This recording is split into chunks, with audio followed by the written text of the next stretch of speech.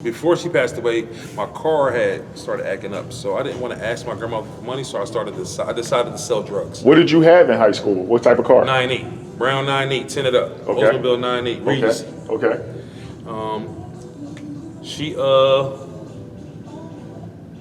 She got sick, so I didn't want to asking a sick woman, can you fix my car? So what I did was I decided to sell drugs. Okay. Just to get my car fixed. That was my mind frame, was just to get the car fixed. It turned into a career, a bad one. Like, what happened was I might have saved up like $1,900 to get the car fixed. Right. Somebody stole the money out of my car. Really? You had the money in your car? Because my uncle used to get high. So he would be in the house searching and stuff. So I'm like, if I leave this money around in the house and I go to sleep, he get to getting a itch and he want to search and find my money is gone. So I thought if I leave it in the car and sleep on my keys, right, I'm good. Woke up, the money was gone. So now that's like, now you thought you had it out, but now I'm back in the game trying to get the money to fix the car, which right, turns into just me selling drugs. Right. So end up going to jail. I caught 2 charges. Like, I caught a charge, I made a bail. 3 weeks later, I caught another charge. That was all 96 summer. Okay. Ended up going to jail. I did a year and some change, maybe 14 months, my first bid. I came home that next summer because I sat for a couple months, had days on the street, and then went back, did 11 more months, and I came home that next summer, 97 summer. How was jail, by the way? Pure torture? Sucks. But came down, I was in Yardville, my first bid, it was like kiddie camp with no females. Okay, got it. It wasn't that bad. Not to say, prison is bad, but Yardville was like a kiddie camp compared to prisons. Like, you heard the stories of Broadway, Trenton State, Bayside, and all those. So we're not about to glorify prison. Absolutely not. But for somebody who's about to get locked up, give them some do's and don'ts of prison. Do's. Listen, man, look, be a square. Everything you chase to go to prison, you can get it how my man sitting behind the camera did. Look at us, we're sitting here in the same space. Me and you. Right. We took 2 different routes. And look where we're at. I could have just took your route and been doing the same interview. Right. You know what I'm saying? So that's what I would tell people, take your time. Man, take your time. Find your lane, an honest lane, and perfect that. In jail. What you mean, in jail? Yeah, what are some do's and don'ts of it? Oh. You talk about avoiding going to prison. Yeah, that's what I'm... But if you already got in trouble and you know you're about to go down. Mind your business. Mind your business. Mind your business. Do mind your business. Mind your business. Just mind your business. You don't gotta be no chump and be in a corner all scared, I mean, it's just it's life. Stuff may happen. You literally may have to fight. Because this guy, he's just ignorant, he's mad, he's not going home this month, and he's hurting. Did you have to fight? Yeah, I fought a few times. Okay. Could they have been avoided? My fights was in the county with some Puerto Ricans. I love my poppies, but these ones in the county, they thought they ran the place. You out your damn mind. You out your damn mind. Okay. Pop, you better chill. You gotta chill, Pop. What are some don'ts? What's the number one don't in prison for you? Minding other niggas' business. Minding other niggas' business, man. That's it. That's my whole thing. You might come into a prison or a tier or whatever, and you may come in and you see a couple guys that you know. Right. You cool. But you know what I'm saying? Respect people's space. Respect people as men. Okay. Mind your business. Okay. You know what I'm saying? As simple as that. And if trouble may come, just like we in the streets. Right. You can be in front of your grandma's house chilling. Stuff can just happen. You may have to defend your grandma's house. Right. You're in prison. You can be minding your business. Somebody might be feeling some kind of way. You have to defend yourself. Okay. Same difference. On a scale of 1 to 10, with 1 being the worst possible and 10 being the best ever, how would you personally rate your childhood? 10. 10, really? 10. And why? My food. My grandpa, my grandma, they held me down. You gotta think where my grandpa came from, bro. My grandpa he wasn't the most well-educated man. He didn't finish school. Okay. My grandfather has been to prison for murder, and he still made a way to drive Cadillacs and Oldsmobile, his own car, his own house. They bought a house in My grandmother and grandfather bought a house in 1970, 71 or something like that. Okay. 72, 3 or something like that in Pollock Town. Like, black people just don't move in Pollock Town back then. Okay. My folks are from the Foggy Bottom, as they call it, 2nd and Line Street, down about 2nd and Beckett, down the bottom. Okay. They moved from 2nd and Line, 211 Line Street to Morton Street, Pollock Town. Right. Like, it was still white Polish people still living on our blocks. If you look at I have my mother's yearbook, right? Right. If you look at my mother's yearbook, her graduating year, it's a white lady.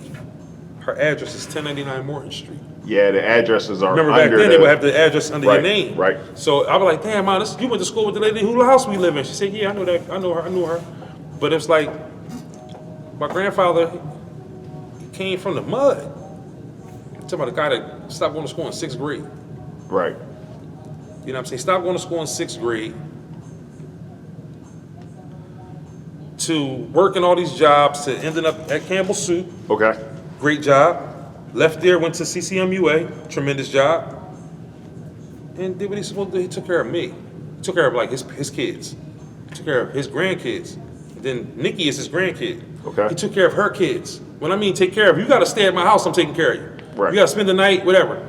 He had a place for all of us to come.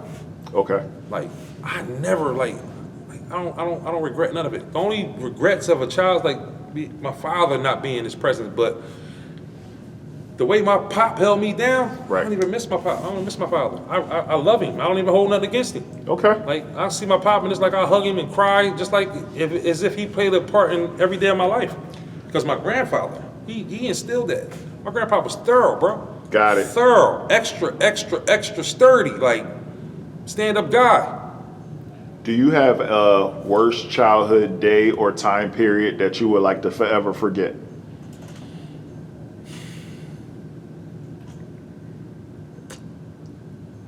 It was so fun growing up, man.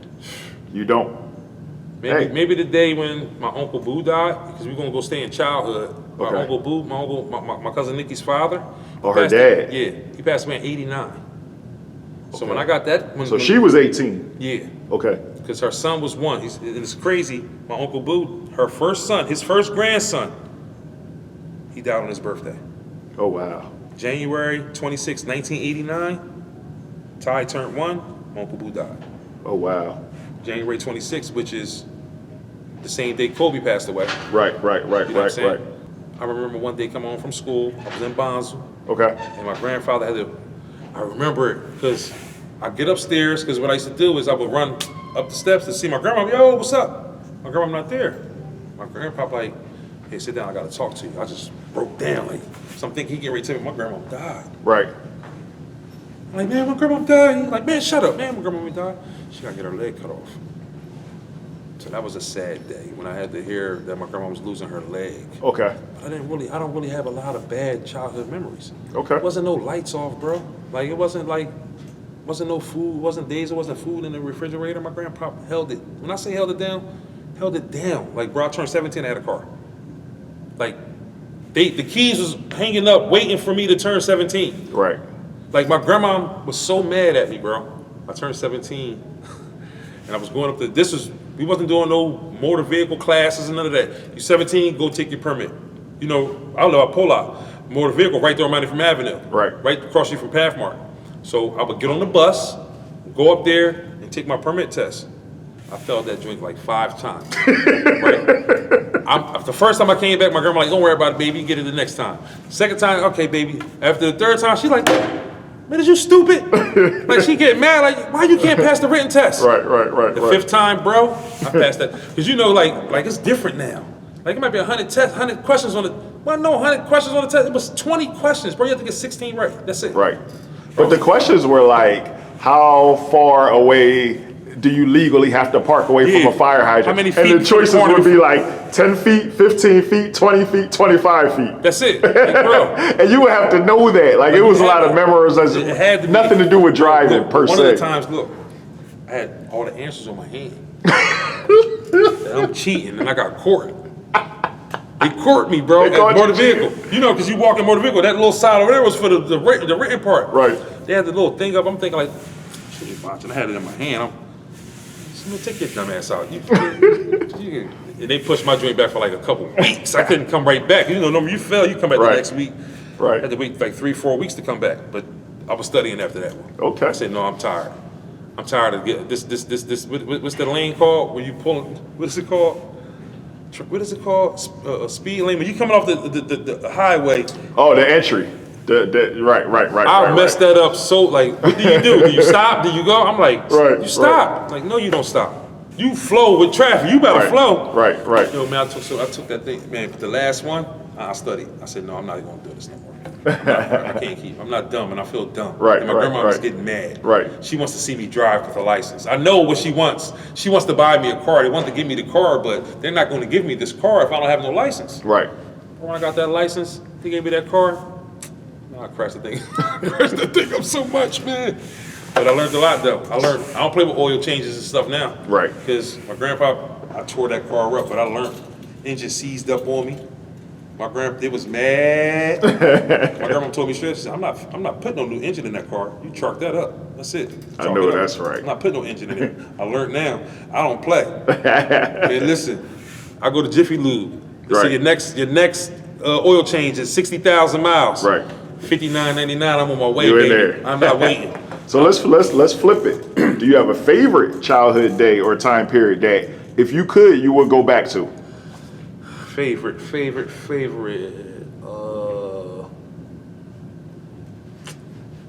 Dang. All of it. Okay.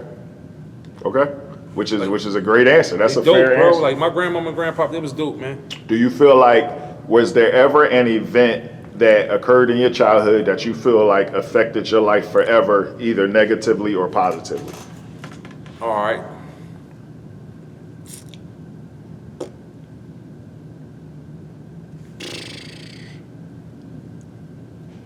Or do you just feel like your whole childhood as a whole kind of molded like, you? When my grandfather passing away messed me up Okay. emotionally because here it is, this old man, he threw jabs all day long. Right. Like, so like I ain't grow up. My grandma beat me with a belt that one time. Right. But my mom didn't use belts. My grandfather definitely didn't use belts. Right. He swore he was, Joe Louis. He throwing these slow jabs, but when he used to hit, it used to hurt. Right. So that's like when my grandpa passed away. My grandma, all of it messed me up. Right.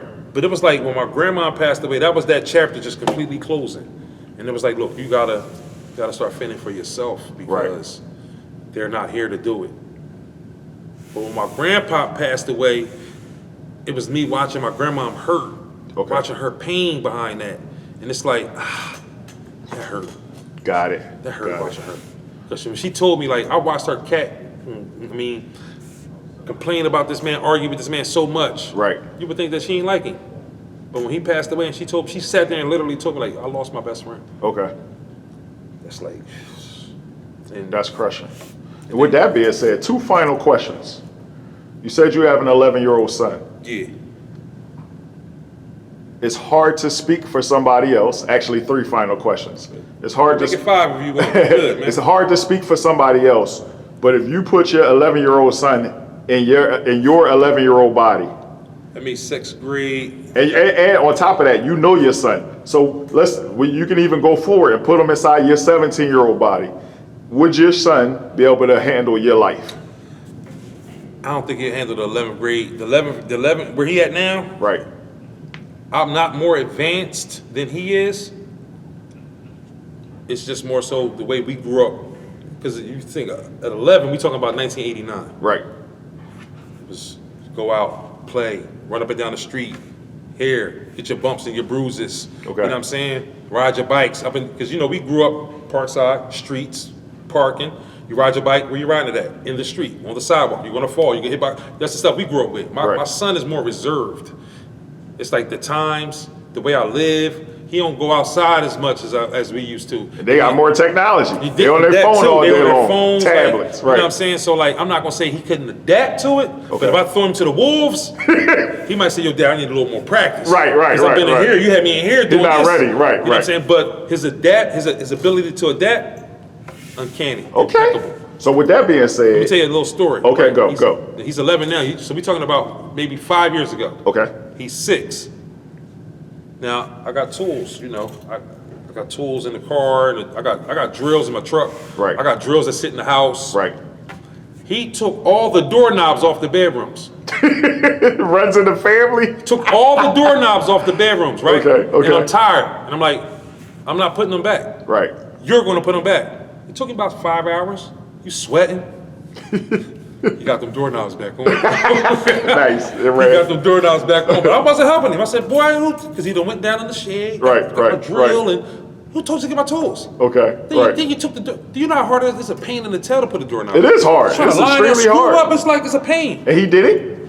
He did it on his own. His sisters must have helped him because I ain't helping. That had to be impressive. Bro, I did not help him. I said, look, bro, you got to figure this out by yourself.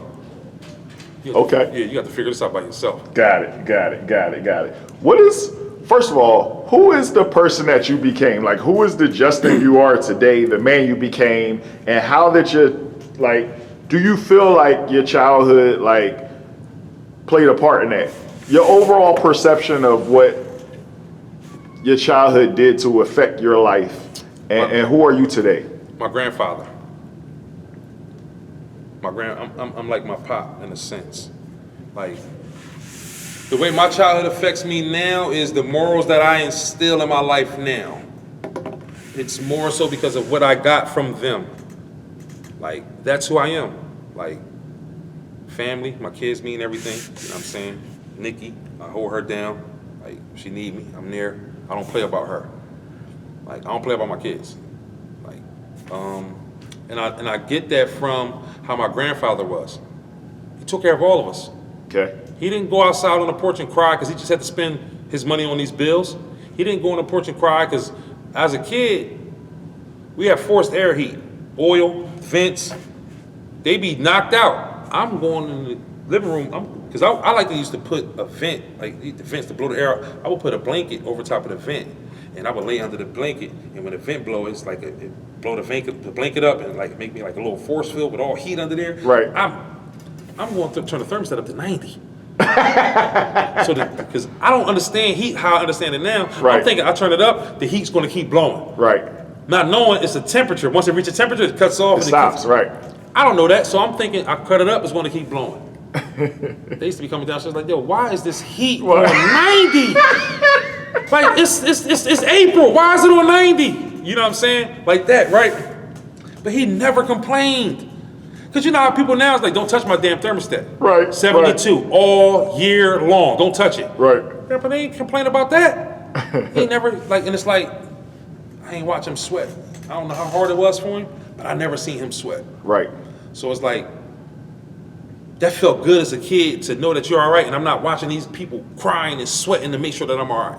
Got it. So now it's like, I want to be solid like that. Okay. I want to be stand up like that for my kids. Like, I don't want them to have to watch me sweat because they asked me for something.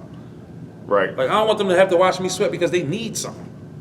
No, I just want to be able to do it. In conclusion, give some advice to blank-year-old Justin. So if you could talk to any younger version of yourself as a kid, what age would he be and what would you say to him?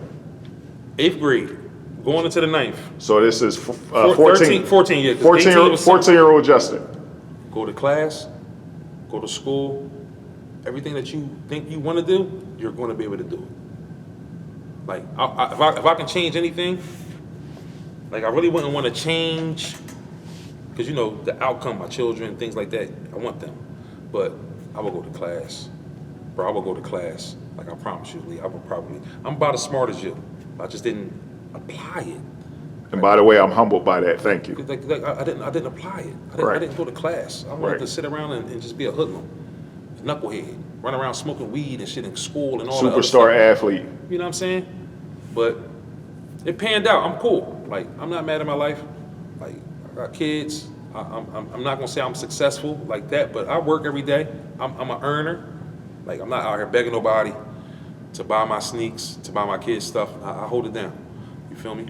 But I will go to class. I always give myself that opportunity. If I can go back, I wouldn't go back to 5th grade, 6th grade, 7th grade. I would go back to 8th grade summer. Okay. And go to class. Because just think about it. We're in our 40s now. Right. You ever been to prison? No. I've been to prison numerous times. and we still like the same stuff. You like sneaks, socks, clothes. You go about your way to get it, and I go about my way to get it. Now they both honest. I do electric, you do what you do. Right. I took all these breaks trying to sell these drugs. For what? For me to end up to do honest work, I took all these breaks.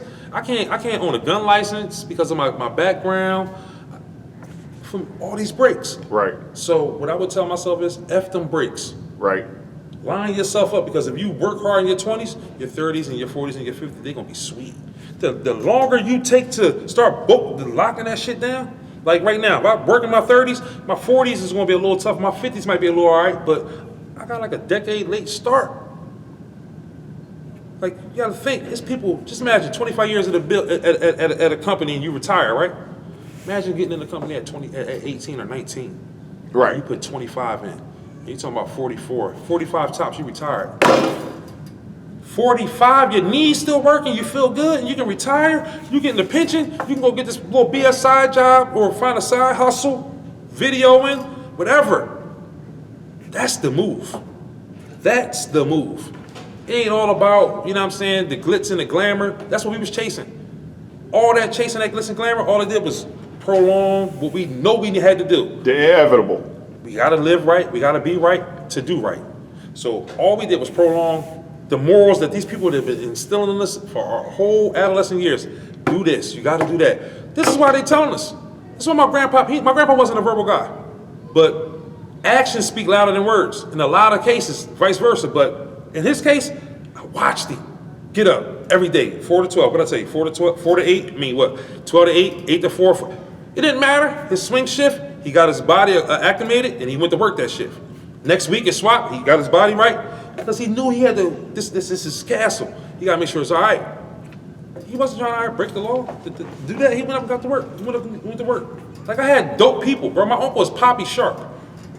My uncle was Poppy Sharp. Ask your old heads who Poppy Sharp is. I had every plug to get a decent city job. And my grandpa worked at CCMU. I could have got in there through him. My uncle Poppy Sharp, he's like the Black Panther of Camden.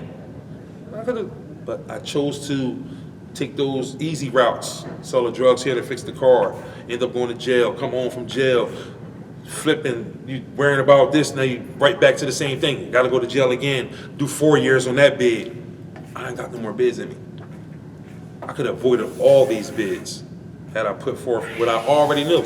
I already had this. Back in 8th grade. Right, bro, I had a scholarship to go to Temple University. My senior year, recruiters came to Camden High.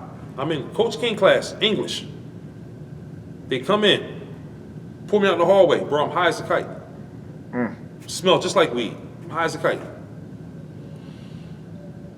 He told me, he said, we love you, but your grades suck. We'll Prop 48 you and give you 3 years to play. Would you like to come to Temple? I said, absolutely. Absolutely. I want to come. What happened? It's 96. July, my grandma died. I go to jail, get bailed out. August, go to jail again. Fuck my scholarship up. So now I'm in prison. But the scholarship just sitting on the table. Come home from prison, 97. Who calls? Who I reach out? Coach Kelly. Remember Coach Kelly? Sequoia. Okay.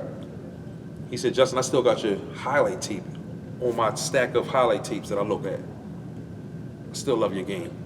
I'm gonna send out the packet, fill it out. We can get you covered to get here, we'll pay for it. Hey Lee, you know, I'm gonna put the college package was like this thick. Facts. Right. Then I got to about 7 pages, man. I put the shit in the closet, went right back to the streets. Okay. So you would have told 14-year-old you to be focused, go to class, do your thing. It's gonna pan out. It's gonna work. It's gonna pan out. It has to. It's life. It's life. What they say, what the stylists say, people make the world go round. This is what we do. Right. Learn, get educated, get in the field, find your lane, love it, create yourself. Create what you need, what you want. And if everybody do that, it'd be less of what we go through. But us, we, choose the fast route. We ain't have it easy. The girls, they want a nigga with money. So what we do, we try to go get some money. You know what I'm saying? Justin, we appreciate having you, baby. Man, this was like, listen, man, I was probably one of the first you called, and I'm just watching them, and I'm watching them. I'm like, yo, man, I have to get here. I said, this is my boy, man.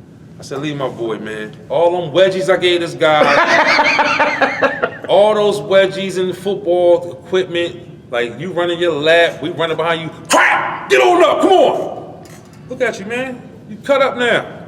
Got muscles, shirt all tight. Come on, man.